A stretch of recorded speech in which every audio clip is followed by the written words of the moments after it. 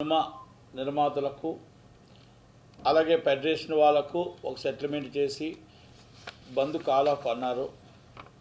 దాంట్లో ఎవరెవరి అభిప్రాయ భేదాలు ఎవరెవరు ఉన్నాయి, ఏంటి షూటింగ్లకి ఎందుకు స్టార్ట్ కాలేదు, ఏంటి ఎందువల్ల ఈ అగాధం ఇంకా మళ్ళా అవుతుంది అని కొన్ని విషయాల్లోని మొత్తం కొంతమంది డౌట్స్కి, అలాగే ఇటు ఛాంబరు ఎవరికి చెప్పట్లేదు, ఆ రోజు నుంచి కౌన్సిల్ చెప్పట్లేదు, అలాగే ఫెడరేషన్ వాళ్ళు చెప్పట్లేదు, ఎవరికి వాళ్ళు యమునతీరుగా ఈ డౌట్స్ ఉన్నాయి.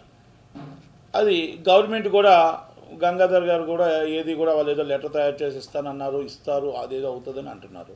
కనుక దాని మీద కొలసంగా కొంతమందికి కొన్ని డౌట్స్ ఉన్నాయి. మా చిన్న సినిమా నిర్మాతలకు కొన్ని డౌట్స్ ఉన్నాయి. అలాగే ఫెడరేషన్ వాళ్ళకి, ఫెడరేషన్ అంటే కార్మికులకి నాయకులు చేసిన తప్పుని వాళ్ళు ఏమంటారంటే మాకు ఎవరితో సంప్రదించకుండా కొన్ని చేశారని వాళ్ళు అంటున్నారు. మా చిన్న సినిమా నిర్మాతలను ఎవరిని సంప్రదించకుండా కొంతమంది 3-4 వెళ్ళిపోయి వాళ్ళు ఇష్టం వచ్చేది వాళ్ళు మాట్లాడారని మేము అనుకుంటున్నాం. ఇది మెయిన్ ఇష్యూ. ఈ ఇష్యూలోని కాల్ ఆఫ్ చేయడంలో గవర్నమెంట్ ఇది ఏదైతే ఎలక్షన్ షూటింగ్స్ నడిపించడానికి ముందుకు వచ్చారో దానికి ప్రత్యేకంగా ఫస్ట్ రేవంత్ రెడ్డి గారికి ధన్యవాదాలు తెలియజేస్తున్నాం. ఎందుకంటే 18 రోజులు షూటింగ్ని ఆపినా ఎవరికెవరు పట్టించుకోకపోయినా దాన్ని ఇమీడియట్ రేవంత్ రెడ్డి గారు వచ్చి మాట్లాడినందుకు ధన్యవాదాలు.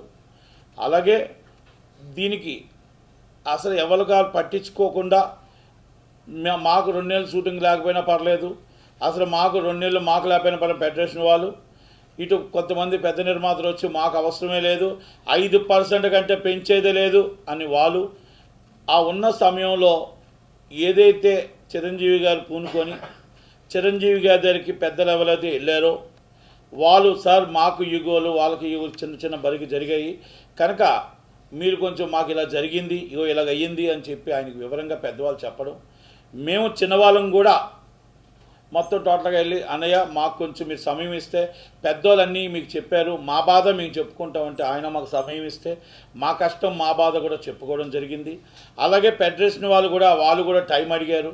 టైం అడిగితే వాళ్ళు కూడా 72 మంది ప్రతి ఒక్కరికి క్షుణ్ణంగా మాట్లాడి ఎవరి కష్టాలు వాళ్ళవి అందరివి విని మాట్లాడి దాన్ని పోయిన ఆదివారం స్టార్ట్ చేస్తే ఆదివారం, సోమవారం, మంగళవారం మౌల్ని ఈ ఫెడరేషన్ దీని మీదే ఆయన ఉండి మొత్తం ఒక టోటల్గా కొలుక్కు తీసుకొచ్చి మళ్ళా దిల్ రాజు గారు, సుప్రియ గారు, కిరణ్ గారు వెళ్ళి మాట్లాడిన తర్వాత చిన్నవాళ్ళు ఏమన్నారు, ఫెడరేషన్ వాళ్ళు ఏమన్నారు, ఏ విధంగా ఎక్కడ ఆగింది అన్నీ కూడా ఆయన మళ్ళా దిల్ రాజు గారికి అన్నీ చెప్పి ఇది షార్ట్ అవుట్ చేయండి, షార్ట్లీ దీన్ని ఫుల్ స్టాప్ పెట్టండి అని చెప్పి దీన్ని ఇమీడియట్లీ ఒక కొలుక్కు తీసుకురండి అని చెప్పి ఛాంబర్లో కూర్చొని చెప్పడం జరిగింది. ఇది దిల్ రాజు గారే ఛాంబర్లో చెప్పి అక్కడి నుంచి డైరెక్ట్గా మీటింగ్కి వచ్చారు 5 గంటలకి. ఏ మీటింగ్ అండి, మొత్తం టోటల్గా దిల్ రాజు గారు, దాము గారు, భరతభూషణ్ గారు, అనిల్ గారు, అలెక్స్ గారు, అమిరాజ్ గారు 6 కూర్చొని ఒక కొడుకు వచ్చి దాన్ని ఏదో మీటింగ్ రేపు మార్నింగ్ కల్లా నేను నిర్మాతలతో మాట్లాడి చెప్తానని చెప్పి అక్కడ ఫుల్ స్టాప్ అయింది. ఇది చిరంజీవి గారు పాత్ర. చిరంజీవి గారికి ఆయన టైం వేస్ట్ చేసి మేమందరం వెళ్ళి రిక్వెస్ట్ చేసుకున్నాం, సార్ ఇది ఏదో ఒక పెద్ద మనిషి ఉండకపోతే అవ్వదు, ఒక పెద్ద మనిషిగా మీరు ఉండండి, దయచేసి ఇక్కడ కొంచెం చాలా రాజకీయాలు నడుస్తున్నాయి, అందుకని కొంచెం మీరు మాకు పెద్ద మనసుతో మీరు అందరూ వాడు కొంచెం ఉండండి సార్ అని రిక్వెస్ట్ చేసుకున్నాం.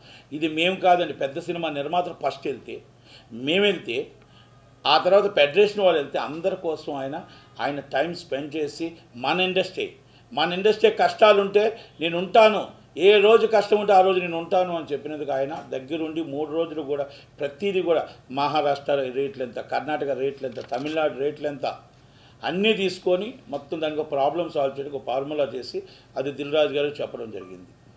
ఇది వాస్తవం. తర్వాత అనుకోకుండా మరుసటి రోజు గవర్నమెంట్ ఎంటర్ అవ్వడం, గవర్నమెంట్ ఎంటర్ అయిన తర్వాత ఏమేమి జరిగాయో ఏంటేంటో అన్నీ కూడా నేను మీకు చెప్పాల్సిన అవసరం లేదు, చాలా జరిగాయి. కాకపోతే ఏంటంటే అప్పుడు లేబర్ కమిషనర్ గారి దగ్గరికి ఫస్ట్ వెళ్ళింది ప్రొడ్యూసర్సే.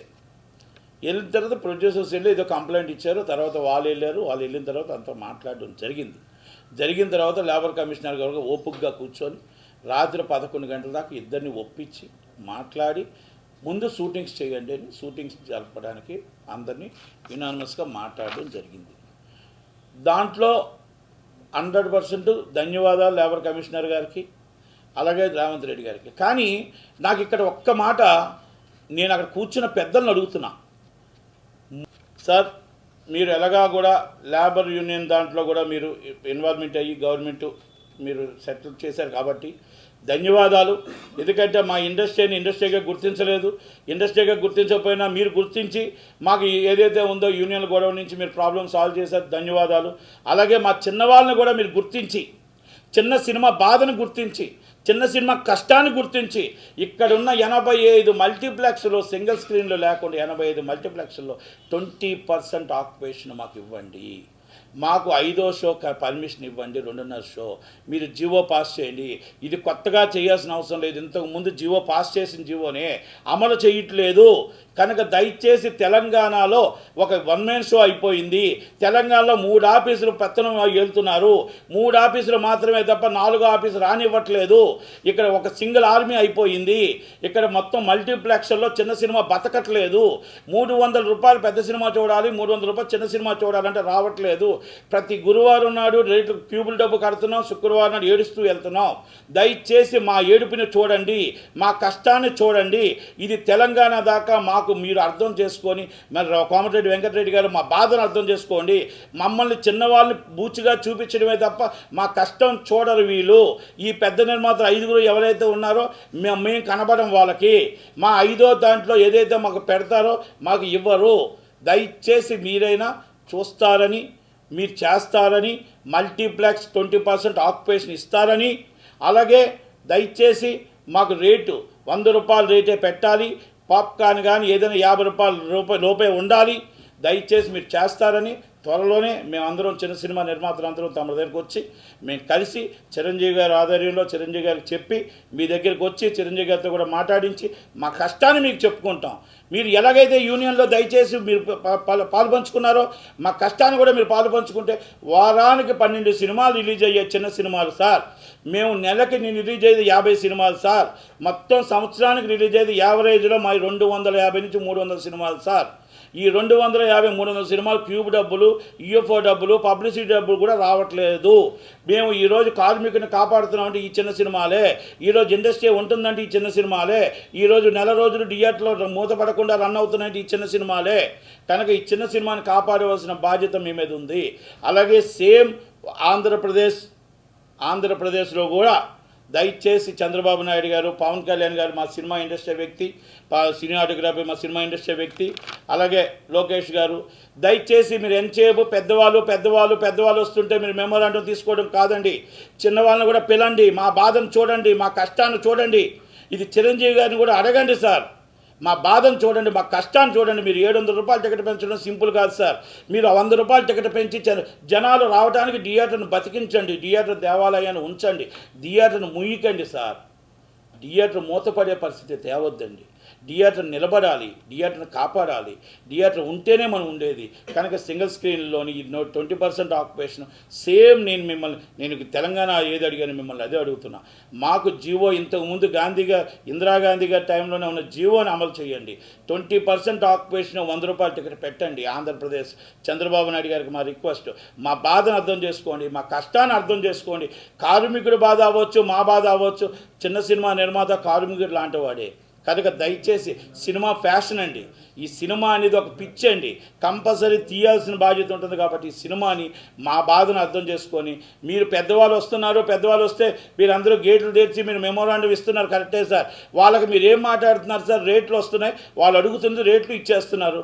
డబ్బింగ్ సినిమాలకు కూడా రేట్లు ఇచ్చాం సార్. డబ్బింగ్ సినిమాలకు రేట్లు ఇచ్చామంటే ఇంక అంతకన్నా దౌర్భాగ్యం ఏమైనా ఉందా సార్? ఈరోజు దయచేసి మీరు అన్నీ కూడా ఒక్కసారి చూసి మా బాధను అర్థం చేసుకోండి. చిన్న సినిమాని బతికించండి, చిన్న సినిమాని నిలబడియండి, చిన్న సినిమాని చంపకుండా 5వ షో 2.5 షో మా మెస్టర్న్ షూట్ మాకు జీవో పాస్ చేయండి. ఎందుకంటే మీరు సినిమా వాళ్ళు పవన్ కళ్యాణ్ గారు, మీరు సినిమా వాళ్ళు దుర్గేష్ గారు, చంద్రబాబు నాయుడు గారికి సినిమా విషయాలు అన్నీ తెలుసు, లోకేష్ గారికి తెలుసు, బాలకృష్ణ గారికి తెలుసు. దయచేసి మా కష్టాన్ని అర్థం చేసుకోండి. మేము త్వరలోనే చిన్న నిర్మాతలు అందరం మీ దగ్గరికి వస్తాం. మా బాధను మీ చిరంజీవి గారికి చెప్పి చిరంజీవి గారి ద్వారా మీ దగ్గరికి వస్తాం. మా కష్టాన్ని చెప్పుకుంటాం, మా బాధను చెప్పుకుంటాం. మా బాధను వినండి ప్లీజ్. ఎందుకంటే అక్కడ కూడా ఫెడరేషన్లు ఉన్నాయి, అక్కడ కూడా ఎన్ని ఉన్నాయి, యూనియన్లు ఉన్నాయి. వాళ్ళు కూడా కార్మికులను కాపాడాలి. కార్మికులు కాపాడాలంటే ముందు స్టూడియో కట్టాలి, కార్మికులు కాపాడాలంటే ఇన్ఫ్రాస్ట్రక్చర్ డెవలప్ అవ్వాలి, కార్మికులు కాపాడాలంటే డబ్బింగ్ థియేటర్ కావాలి, కార్మికులు కాపాడాలంటే అక్కడ నిర్మాతలు రావాలి. ఇవన్నీ మనం 1.5 year అవుతుందండి. గత 5 సంవత్సరాలు అలా పాడైపోయింది. ఫస్ట్ 2014-19 దాకా ఈ 5 సంవత్సరాలు జగన్మోహన్ రెడ్డి గారు ఇండస్ట్రీ నాశనం చేసేశారు. మనం 1.5 year అవుతుందండి. అందుకే నేను దయచేసి మీకు చెప్తున్నాను సార్, రిక్వెస్ట్ ఏంటంటే సార్, విశాఖపట్నంలో గవర్నమెంట్ స్టూడియో కట్టండి, రాజమండ్రిలో గవర్నమెంట్ స్టూడియో కట్టండి, అమరావతిలో గవర్నమెంట్ స్టూడియో కట్టండి, గవర్నమెంట్గా స్టూడియో కట్టండి. అలాగే మీకు తిరుపతిలో గవర్నమెంట్ స్టూడియో కట్టండి.